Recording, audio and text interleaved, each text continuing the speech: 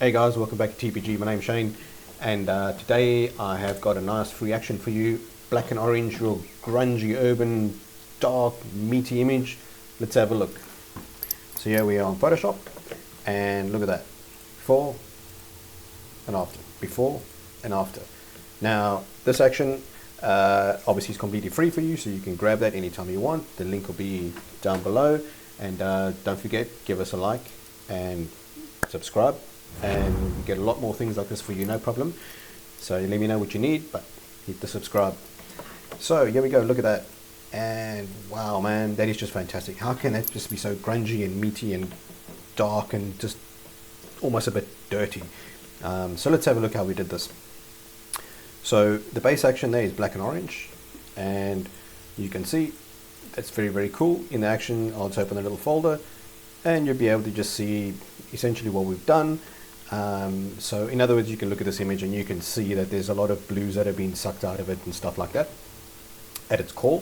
So this can be very good for rustic urban portraits with real strong backgrounds, and I've used it even on softer portraits with greens and tones like this, and pulling all those tones out and keeping the reds and the yellows and making it blend a bit more, but it really can make fantastic, strong, vibrant, really bold and unique portraits. So you can see what we've done there. Your basic adjustments just to get it going, nice and simple. That is core.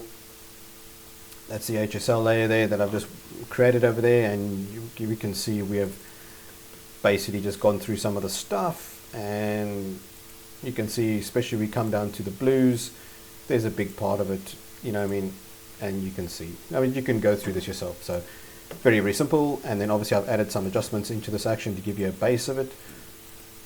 There's curves layer. This is a nice just a gradient contrast and selective color. Change some more bits and pieces in there as well. You can go through those and have a play. You can then just tweak them, move them a little bit, move the sliders around if you want a bit more reds and a bit more yellows and oranges and then these types of colors, and just blend them to suit your image and your style, of course, you know, because you're not using this to use my style, but use it to enhance your style and try something new.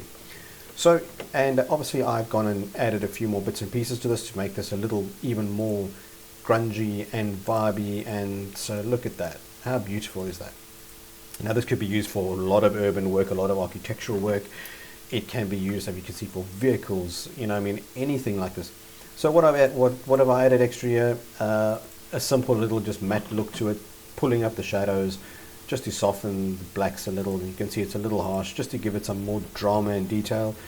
And then in the vibrance here, you can see I've targeted the yellows and stuff like this in the brighter parts of the image. So you can, you know, if you want to learn how to target more things like this with luminosity masking or color ranges and things like this, to really just quickly get a certain amount of certain set of data in your image, whether it's highlights, midtones, whatever it is, or certain colors, give us a shout, drop a comment, and I can let you know how to sort these things out very quickly and easily. Or maybe I can even create an action for you. You just let us know. If I can help you, drop a comment. It's all good. So yeah, you can see I've just targeted the brighter values and brought up those yellow tones. As you can see, the saturation and the vibrance have gone up, and that's just really lent itself to the image, and I added a bit more contrast with the same gradient contrast, and off we go. How amazing is that? Hey, that is so cool. So let's actually open something else, and let's see if we can. I run this as well on a portrait, and now portrait work is obviously, you know, you have a lot of reds, you're going into the yellow tones, oranges and stuff like this. This is a very moody image. So this is before and after, before and after. So that's very cool. Now you can see obviously there's the black and orange over there, and obviously I've added one of my film grain actions that I have in there. If you don't use any form of grain on your images, you need to start. Don't go and make your images all baby soft with every noise reducing AI thing. It's just weird. For certain things it's good, but your images need texture, they need volume, they need that density to them, which only grain gives. In your camera, it's digital noise, yes, but just use it, man. Keep some of it. Don't just get rid of it all because it's pointless. And if you do for some reason, that's fine, but add it back in. So this just looks fantastic. It just gives a whole nother look to the image. There you can see, obviously, there you can see the grain coming, but it just really tells a story. Now you can make your grain any way you want to, look differently like this or like that. It's completely up to you. And if you want to know how, drop me a comment and I'll give you a shout how to create grain, how to make it look good, different types of grain, and just something so you can then play around and create something that's uniquely you. So, and then obviously with the rest of the things that I've put in here, we've, you know, added a warming filter, which is in Photoshop anyway, and then just messed around with the curves and then created some just curve layers just to darken certain areas down here, and then obviously just lighten some areas.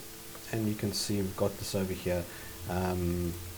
This is one of my little presets that I have for curves. It's a warm light action, drops in some beautiful warm tones, and as you can see, it really just lifts the whole image, gives it like a bit of a, almost like a filmic bloom to it. So if you want to have a video how to create things like that, and a cool light one, which I have as well, drop a comment below and I can then sort that video out for you, show you how to do it, and I'll give you an action to it in another video. So have a look at that. Now you can see a bit more contrast into it, and this is black and orange for a portrait. And how beautiful is that? I mean, if you want to, we just come in and grab another adjustment.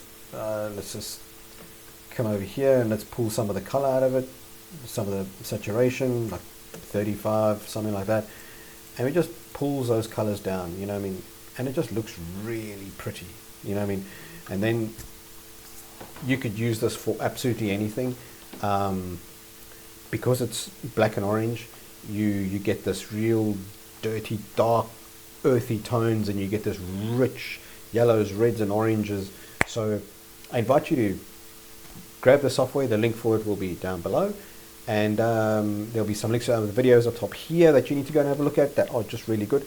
Ones with coming with more filmic collation things, and if you do retouching, and if you edit your own images with portraits, Rebloom AI is something you need to get. This is over here. I'll show you some before and after images quickly.